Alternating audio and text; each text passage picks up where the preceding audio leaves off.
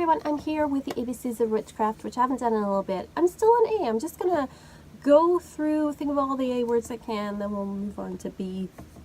So today I'm going to talk about Akashic Records, which is a phrase you may have heard of. If you've been in kind of the New Age or witchy circles, you may have heard this phrase. It's definitely more, I would say, of a New Agey thing than a witchy thing in my mind. But it is a term you will come across and you may say, what is that?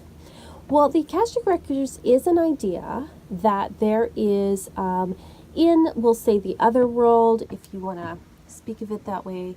There is some people describe it as a giant library full of scrolls or books or records of some kind of everything that has ever happened.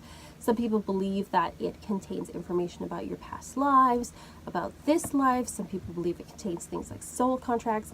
People have different opinions of it, but basically it's a storehouse. You can think of it as a supercomputer of all the events of things that have ever happened, and some people say possibly will happen. So that's the general idea of it. Where it comes from is back at the turn of the last century, the spiritualist movement, the whole, there was this society called the Theosophy Society. I might be pronouncing it wrong.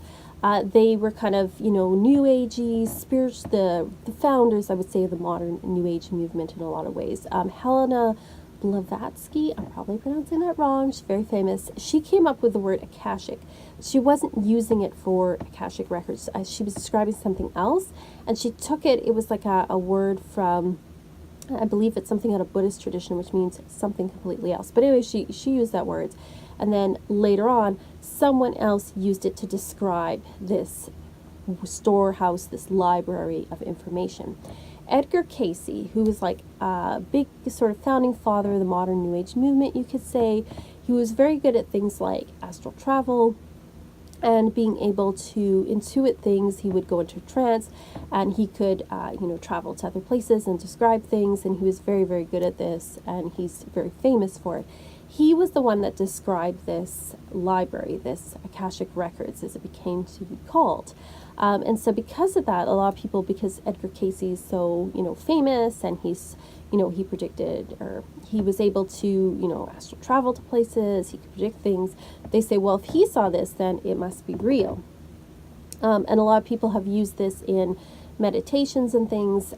They've, there's lots of like sort of New Agey people will, sounds bad, but there's lots of guided meditations to go and look at Akashic Records. Now, do I think the Akashic Records is? I don't know. I'm sort of opinion out on this. I think it might just be a way for us to envision sort of the collective subconscious.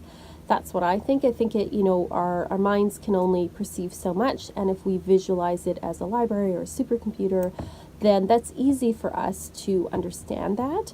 And some people say, oh, it's real. Some people say it's just in your imagination. I don't think it really matters which way it is. I mean, if people have done these meditations and they feel like they've learned something about themselves, whether it's about a past life or maybe what they're doing in this life, then, if it helps them, well, that's fine. It's not hurting anybody. So I'm kind of like on the fence about it, because I think that it is just another way to view sort of the collective subconscious.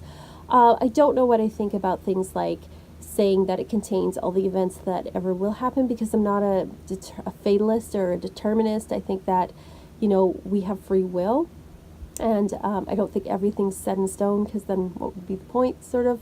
So I do think, though, that it is interesting, the idea of being able to go and look at things that have happened in the past, because I think that on some level in the collective subconscious, that stuff is all recorded. I don't know if I view it entirely as like a library. Some people say this library is guardians, all these things.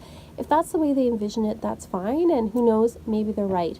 But I just look at it as a metaphor for the collective unconscious, and it's a way to access that, or at least to imagine it in your mind so that you can learn something from it. It helps us, it's the collective unconscious or subconscious is pretty big, so it's easier to kind of put it into something that we can understand. So that's kind of what I think of the idea Akashic Records. Some people take it very seriously and they're like, no, it is a library and it looks like this, and that's that's fine. I'm not an Akashic record expert, but it is something that's more kind of in the New Age community, I would say, than the witchy community, although I'm sure there's lots of crossover between the two communities, so I'm sure there's lots of Wiccan or witchy people who work with that.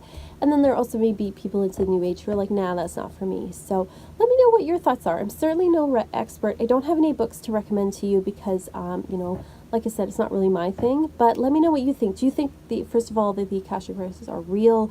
Do you think it's a representation of something else? Or do you think it's all just like, no, it's just BS?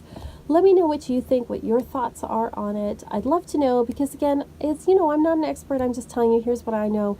Here's what I think about it. And I'd love to hear your thoughts on it because, you know, dialogue is always good. So let me know. Have a wonderful day. Thank you so much for watching. Like and subscribe. Peace, love, and rock and roll. Let's go into a new little mantra. Anyway, love you all. Bye.